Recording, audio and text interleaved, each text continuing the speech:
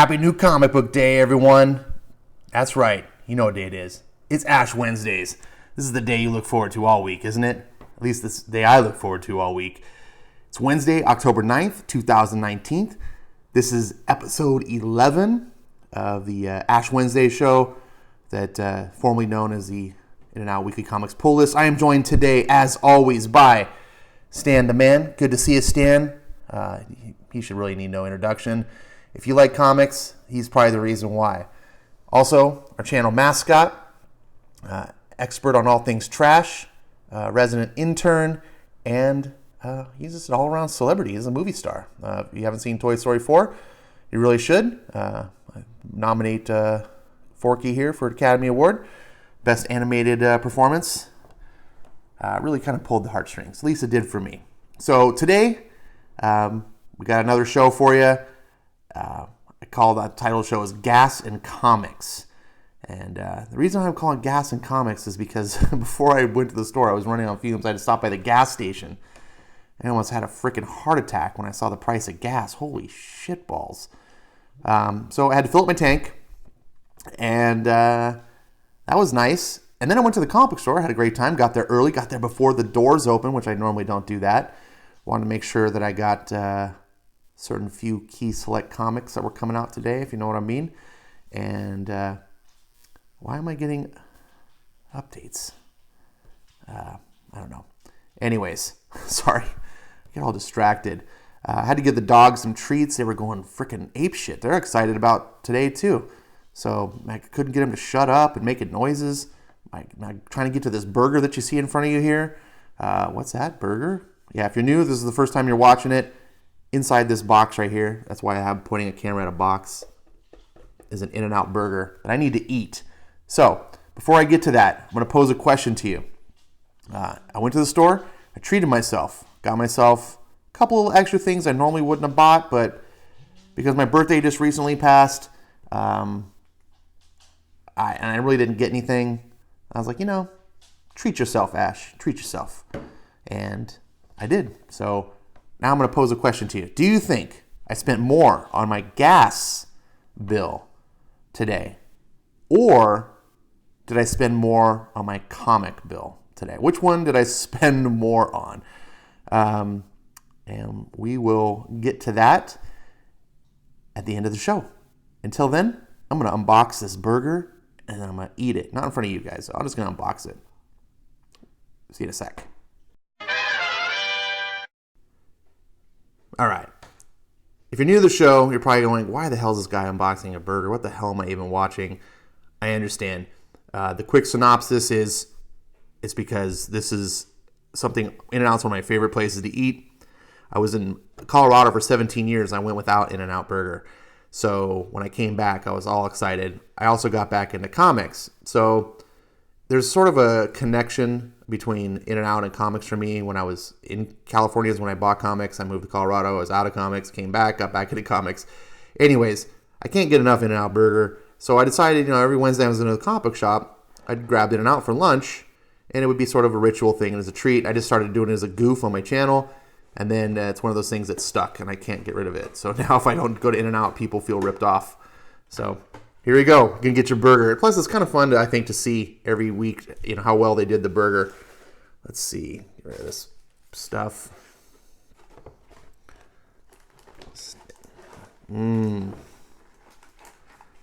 It's really hard to do and hold up the iPad at the same time, but we'll make do. Look at that. Look at that. Look, how many places do you go and the burger looks better than the picture? Yeah, I'm going to eat this before it gets any less hot. It's not cold, but it's been sitting for a few minutes. So that's why I get the box with the lid over. Keeps it a little bit warmer. And then we're going to get into some comics.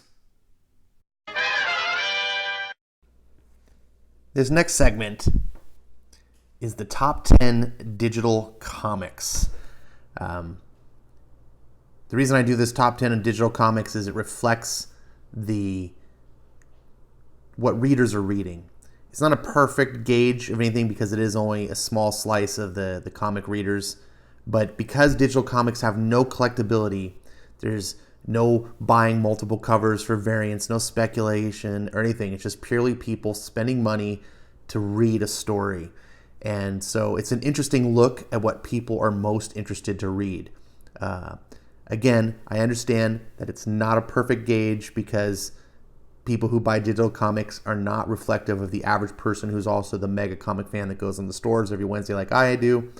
But I think it's interesting, and I like to take a look at it. Let's go start off with number 10, Die number 8. Now, this is a comic that had stellar reviews when it came out. I missed the bandwagon. I jumped on a little bit late. I have not read it yet, but they just had a sale recently for Die 1 through 5 or 6. I can't remember. The first story arc. I picked them up for 99 cents an issue because everyone was going, it's so good, Ash, you got to read this. And I was like, all right, I respect you guys. And I kind of live under the motto, if I expect people to listen to my advice, I should listen to their advice. It's a mutual respect type of thing. So I picked it up. I haven't read it yet, but here we go. It's still going strong. Number 10 is Die number 8. Number 9, Fantastic Four, number 15. What the heck? Dan Slott is in the top 10? Jeez. World's greatest comic magazine. I think a lot of people would argue that. It has a striking cover. I'm not a big fan of this orange and teal feminist color palette that's kind of prevalent in late teens, 20 teens Marvel, but it's striking all the same. I've been hearing nothing but bad things about Dan Slott's Fantastic Four, but it's in the top 10. Number 8, Green Lantern number 12. I stopped collecting this. I heard that they were canceling this at 12. This is the last issue. And I heard that. I think I was on number 8 at the time. And I was just like, I'm not even that into this book. Screw this. I'm sick of this. DC's been doing this ever since I've been back into comics, and it's been really frustrating me. Where I get into something, I jump in on it, and they're like, yeah, we're canceling it. And I'm like, well, why am I even buying these issues anymore? And they're not canceling it for good reasons. They're not canceling it because this book is a terrible seller. They're canceling it because they want to do the Marvel thing and have number ones all the time. So the next issue of this, which would have been the next issue, is going to be Green Lantern Black Stars number 1. It's going to be like a 3-issue miniseries, and then they're going to reboot this, and they're going to do Green Lantern Season 2. And F that. Screw you, DC, and your stupid idea. I don't want to buy seasons. You're on a TV show. This is dumb. So, there you go. Sorry to say, Liam, what's his name? Liam Sharp. Liam Sharp's art is fantastic, and it's just really sad it's being wasted this way. But if you're liking this, more power to you. Number 7, Young Justice. Number 9. This book is still going. It's probably the only seller at Wonder Comics. It's got a strong property that people want to like, and so they do. I reviewed the first 6 issues. This is just Bendis garbage, in my personal opinion. There's no real plot. The first 6 issues were just a joke. It was just an excuse to have these characters run around and talk to each other like they're on a sitcom. Number 6, Immortal Hulk 24. Now, this is a book I don't read, but I believe is probably a really good book. Everyone I talk to about this book is like, oh, it's really good. Ash, you need to read it. This is the best Hulk maybe ever. Like they compare it to, Peter David's run, which was over 20 years ago. It's I don't know. I guess it's something that people really are liking, and it's gone 24 issues and still going strong. I know they're going to have this big bullshit double-sized, super expensive fake milestone issue next issue at 25, and my boy Wes is not too happy about that, and I'm kind of siding with his feelings. I think Marvel does this for gimmicks. You can see here that this is Legacy number 741. So here's what Marvel's going to do. I'm going to call this prediction. Next issue, it's going to be a double-sized issue. It's going to probably be like $6 to $8 for you to pay. Because, monumental 25th anniversary issue. But look at that Legacy number, 741. That means 8 issues after that, we're going to have 750. And they're going to take advantage. It's like they won't be able to make up their mind. Why don't we just have all sorts of different numbers. Every time they reboot the series, make a new legacy number. And eventually you reboot it enough that every issue will be a milestone. That's so stupid. Speaking of stupid, oh my goodness. Number 5, Legion of Superheroes Millennium. Number 2 of 2. I did a review of this first book. It was pretty terrible. I have a review that's pending, hasn't been published yet at the time of this. I'm recording this. And this book is even more terrible. Holy crap. What the hell is going on? I can't believe that DC is even allowing bullshit like this to be published. I feel bad for the people that spent $5. They essentially spent $10 between both of these books. Digitally, mind you, there's no intrinsic collector value. $10 to read a pure nonsense of a story. Literally nothing happens. There's a pose. Spoiler alert, there's a pose at the end where the Legion of Superheroes poses for a camera shot. Or their version of it. And that's the only time the Legion even appears in all the issues. It's sorry. Number 4, Justice League number 33. Now this makes me happy to see this on the top 10 and in the top 5 even. This is number 33. It's not like a number 1. This is a testament to Scott Snyder knowing how to tell long-form comics. His Batman run is in the New 52 is still widely praised. Some people think it's the best Batman run ever. That seems hyperbolic, but it's recent. And it certainly stands out in an era of DC Comics that most fans were not happy with. But Scott Snyder's run was a big standout. Fast forward today, where Dan Didio is killing off Rebirth and turning it into the new 52. And guess who stands out once again? Our boy, Scott Snyder. Yeah, Justice League is fantastic. DC should be revolving all of their continuity around this book. This should be the cornerstone book, or the keystone book. Maybe that's the right term. I don't know. But this is a fun book. I urge you to check out Justice League. I was not a Justice League guy even. It sold me. Number 3, Deceased by Tom Taylor. I did a review of the first issue of this book. You can go and check out. I do not like Tom Taylor. My experience with him is pretty much only at Marvel, though. And I've come to find out that he is a completely different person at DC. His Marvel stuff was trash with trash piled on top of it, and then dog taking a shit on it. I don't know how else to it's so awful. What he did at X-Men is, to me, just unforgivable. How you can take a property that used to be so prestigious and just use it as your personal toilet paper. I don't know. So I reviewed the first issue expecting to trash the hell out of it, and surprised beyond surprised, it was pretty darn good. The only thing I could really fault in the book was the poor art, which seems to have improved. The covers on these books are beautiful as well, and I have it on high recommendation from quite a few people. Like, Ash, you got to keep reading it. It gets even better. So my pal Jimmy over at Comic Quirks has let me read his issues. When I want to, I'm going to borrow those and read them and catch up the whole story, and maybe I'll do a video on the 1 through 6 when it's all said and done. I am willing to be wrong. I don't hate on creators. I don't want Tom Taylor to suck. If he can be the great, then that's what I want. But I'm also not going to let that desire for comics creators to be great to blind me when they write trash. So hopefully this changes my mind about him. Number 2, Batman 80. How is this number 2? Oh, yeah, it's Batman. You either are a person who is a Tom King defender and you got beer goggles on and he could just do no wrong to you. No matter what he does, it's like, yeah, this is great. Or you're a Batman fan and you read this and you're just like, what the hell am I reading? But the fact it's number 2, people do want to read this. People are putting money. This isn't a case. I hear some people saying, oh, Ash, you don't understand. It's Batman. Comic collectors just buy Batman. They'll buy it even if they don't read it. Well, this is a book that people aren't collecting here. This is a book where people are paying $4 to read digitally. Number 80.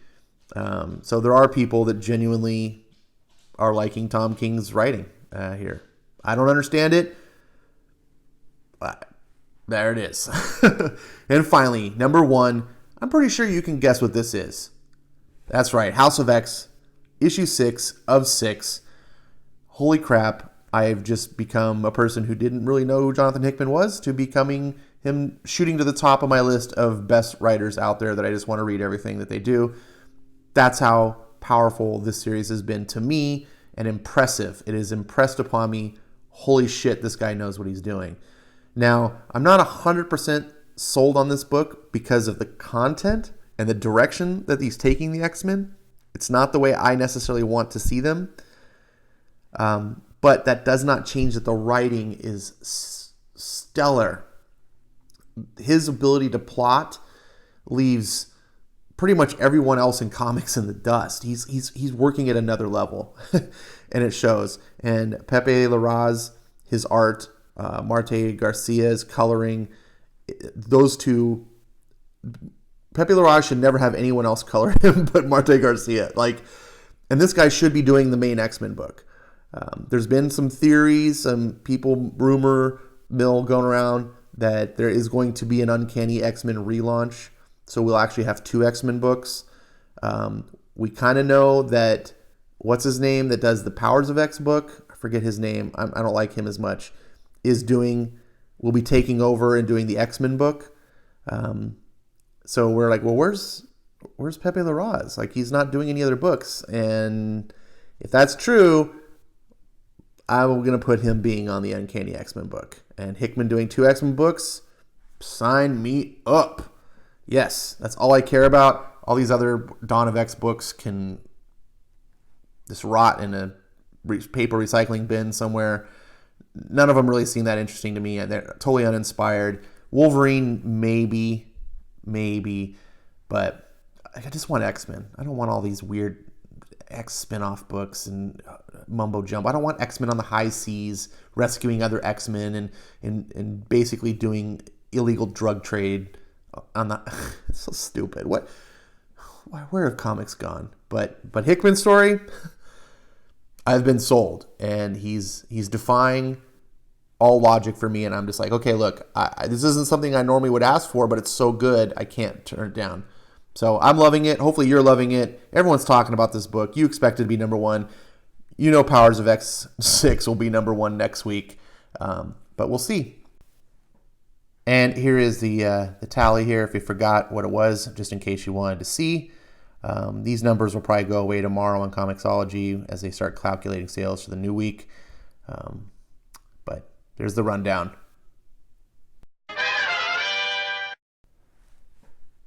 Now we move on to the next segment.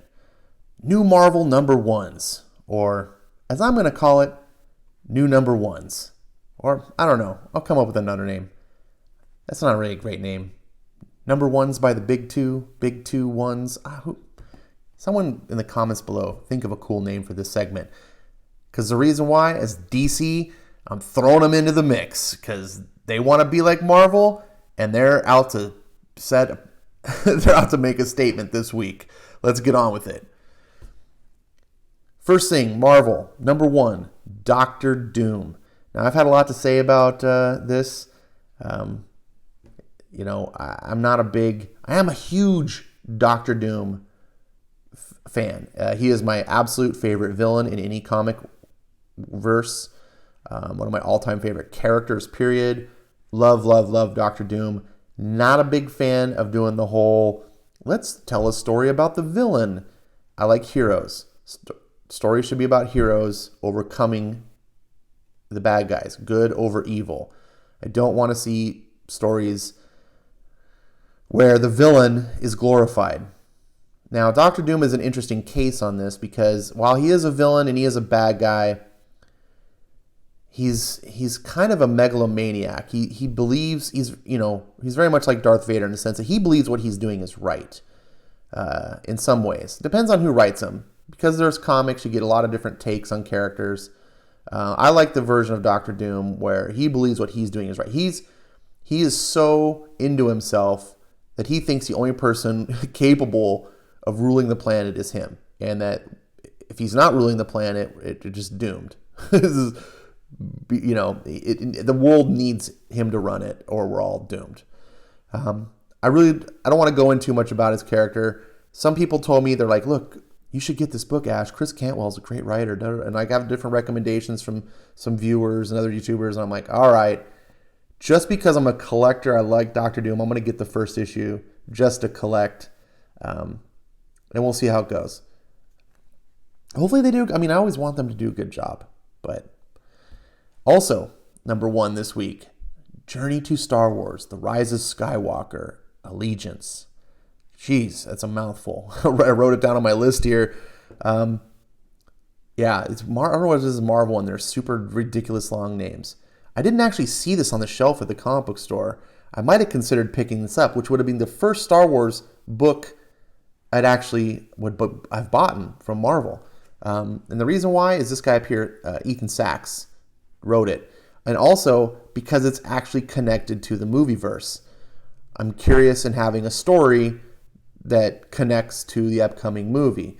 I don't actually really care about Dr. Aphra running around. I don't care about stories about Vader. I don't care about the main Star Wars comic where they're just being like, oh, what was Luke and everyone doing in between Star Wars and Empire? Well, I don't know. It doesn't matter. It wasn't that interesting. Otherwise, Lucas would have told that story.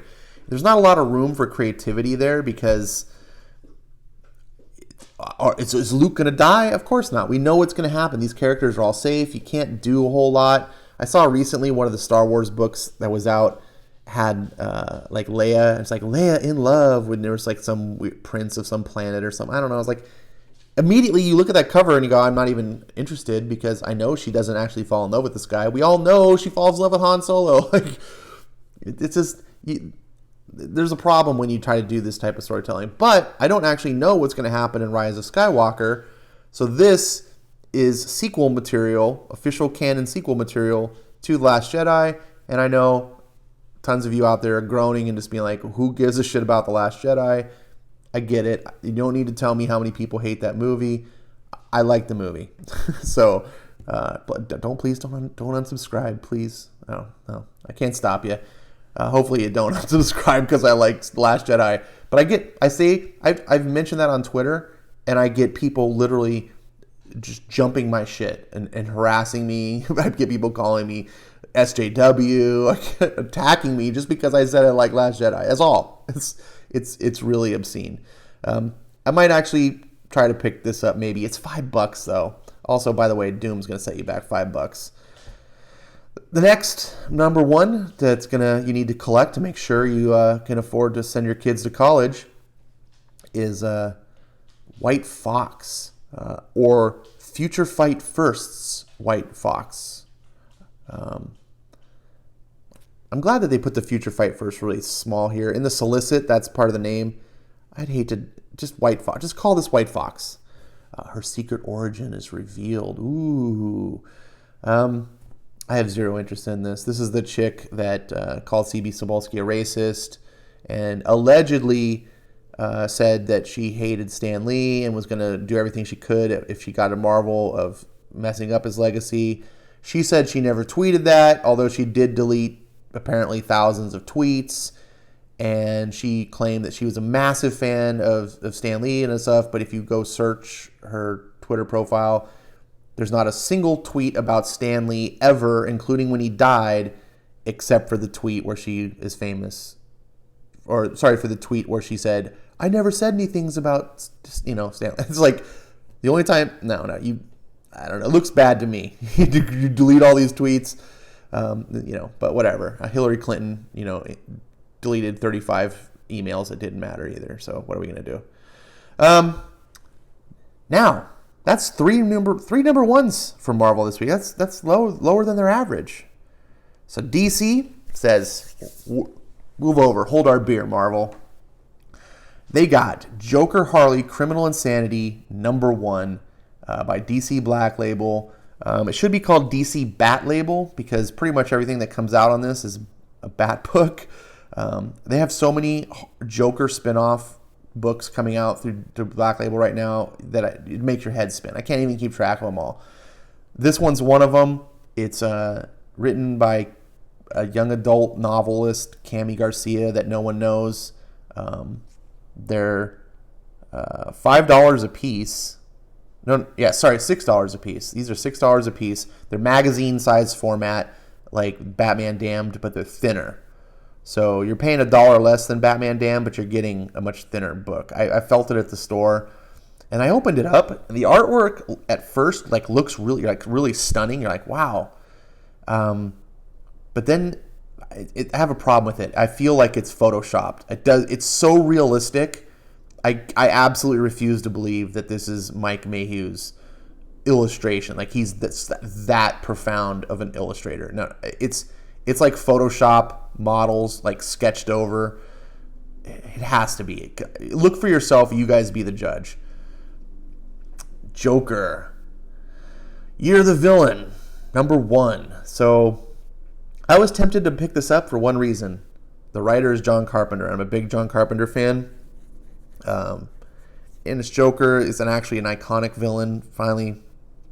But I don't like what DC's doing with this Year of the Villain. I've been a big supporter of the event, but they're really letting me down. And this is another, this is a $5 book that I don't believe has anything to do except it's a John Carpenter one-shot story. I don't think it actually seems to fit in the Year of the Villain.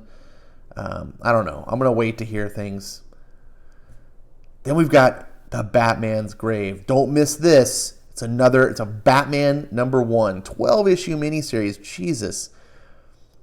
It strikes me that Tom King is leaving Batman on issue 85. It strikes me that this book could have been issue 86. And they could have just taken Ellis and Hitch and had them take over the series, at least for 12 issues, and put this story out, and then go from there. But, like I said, DC's got to capitalize on these #1s. So, hell, Batman's their big seller. Why not just flood the shelves with Batman content? The whole top row at the store today for the new shelf was all Batman stuff. It was ridiculous. Don't miss this. Oop. And then next we have Secrets of Sinister House, #1, 80-page giant for $10. A $10 book. But look at this. You just know in 20 years this is going to be worth at least $1,000 probably. So don't miss it. Plus scare the kids on Halloween, give them something to read. It's only $10, pocket change. And then RWBY, or I believe this might be pronounced Ruby, #1, was out. And sure, $4. Next, we've got the new Giant books. This time, not exclusive to Walmart. Now all those crybaby fans that pissed and moaned about how they had to go to Walmart to find books that they wished, felt entitled to get in their comic book store. Now they can get the Giants at the comic book store, and hey, it's 100 pages for $4.99. Who am I going to complain? This is value. So get it. And then you got Batman, same, $5, 100 pages, 200 pages for $10 if you get both these books together. That's more value than you're going to get for this Sinister House. But, Sinister House, you can't pass on the collectability. And that does it. So DC this week had 7 new #1s, just dunking all over Marvel. Between the two, 10 new #1s. Marvel will set you back $15. DC will set you back $39. So if you want to get all the #1s together, that's $54. Oh, just on top of your normal pull list. Not much at all. So you guys tell me what you think about these books. Are you getting all these #1s? And are you getting all the variants too? I didn't even cover all the variants. All right. This is the Comic Haul section. This is the part, hopefully, that you've been waiting for. But if you find other parts interesting, that's great. I would love to have other parts of the show be more interesting than the Comic Haul. But I do love comic hauls. I don't know what it is about it. I like what seeing other people are buying. Hopefully you do too, and that's why you're here. Let's get on with the show. First, digitally. This has been something that my boy Eric Breen has been pushing on me. Before that, though, I've had lots of people who are in the know about comics, even dating back to the old days when I was a teenager, and my stepfather, who was a big John Byrne fan, big DC guy, and a comic artist in his own right, he would try to push this on me, and I had a way different attitude about comics back then, and I just never did. This has been something that's been on my radar probably longer than any comic out there, and when I hear Breen talking about it, I'm just like, why do I not have this book? So Eric, I now have it. Here's my receipt. Picked it up. Look at that. Saved some money. $7.99. I got it for $4.99. Woo! Go me. All right. And then the next book I got, celebrating my favorite, one of my favorite comic characters. Everyone's been talking about Brubaker lately. Brubaker's doing this criminal story. Everyone's like, oh, Brubaker's so great. And I was like, looked at this book and I was like, well, I love Dr. Doom. It's this writer everyone talks about. Why don't I have this?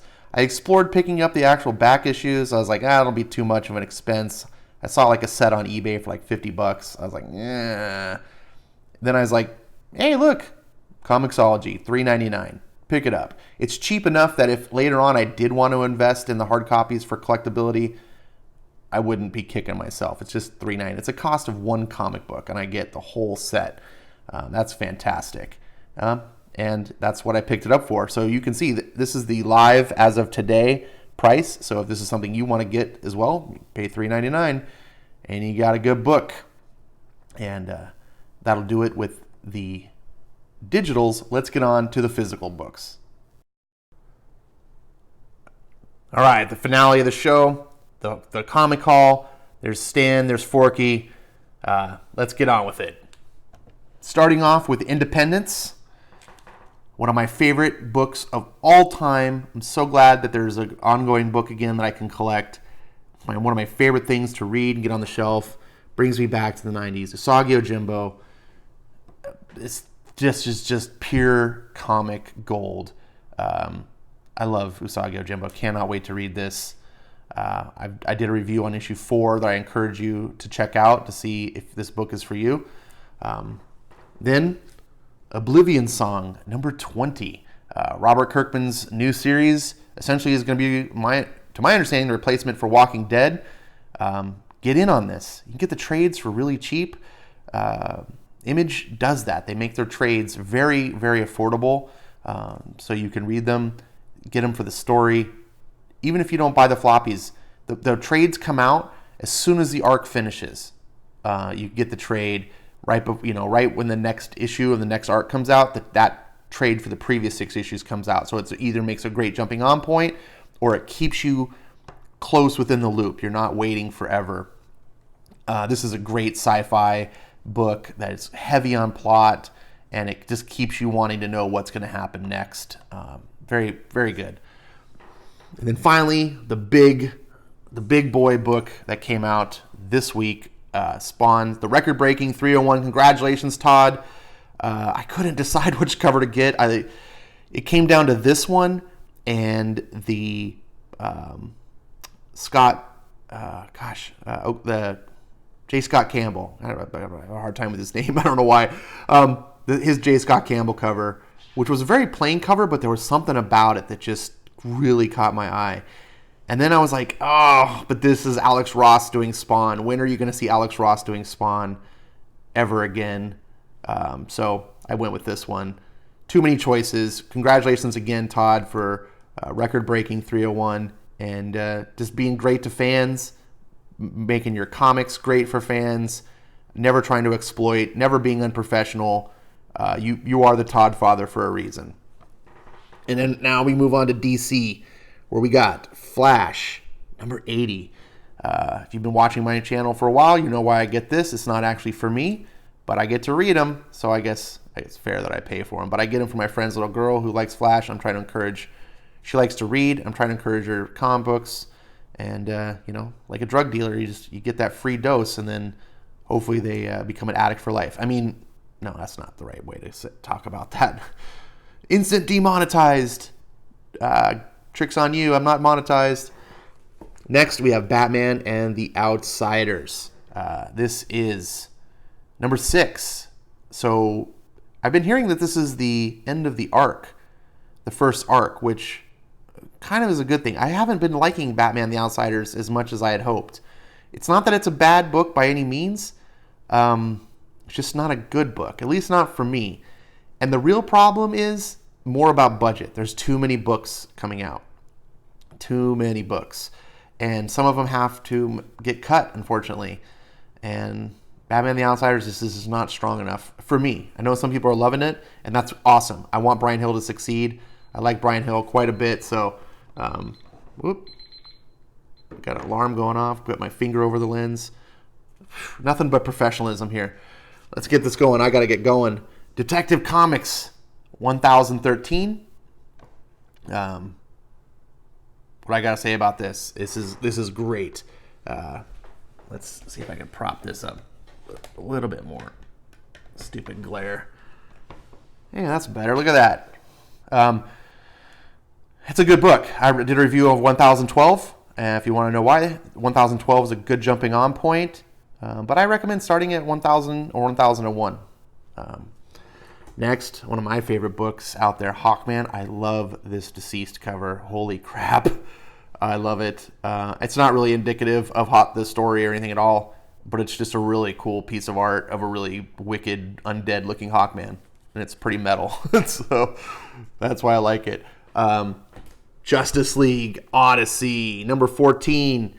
Dan Abnett, just chilling out there, doing a cool Cosmic Justice League book that no one seems to really care about, but it's good.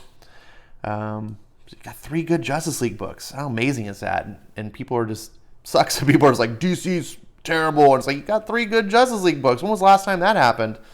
All right, now we move on to Marvel. And I did something. This is where I treated myself.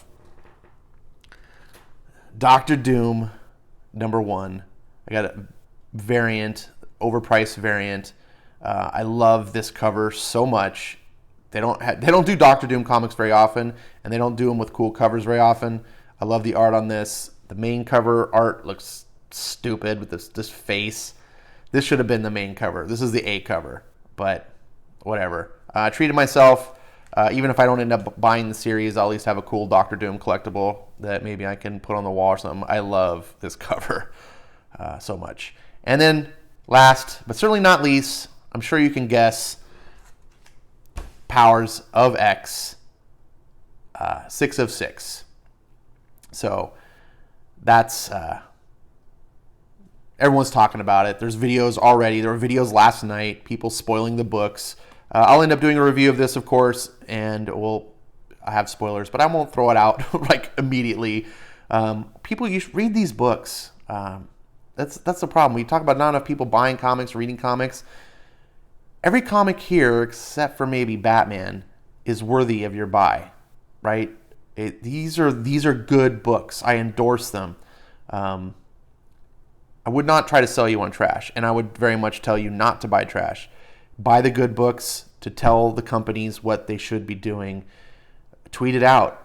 Tweet out what you're buying. Spread it. Word of mouth. Viral campaigns are super important. Talk about the good books. Encourage other people to buy the good books. Discourage people from buying trash books. We got to vote with our wallets, and we have to make ourselves heard through that way. This is a great book. A lot of people I know are trade weighting it, especially since they couldn't get the original issues right away because they sold out like in minutes. So, what do you think is going to be the best? What do you think is going to be the worst? We already know where Stan's going. He's going with his boys, the X-Men. And we always know where Forky goes. He just loves his Batman books, right, Forky? Look at this on my camera all over the place. But this is certainly not least. I got one other thing that I treated myself on today, not just these books. I really hope that Doom book is good. But I saw this in the store and I could not resist. Got myself a new comic book box.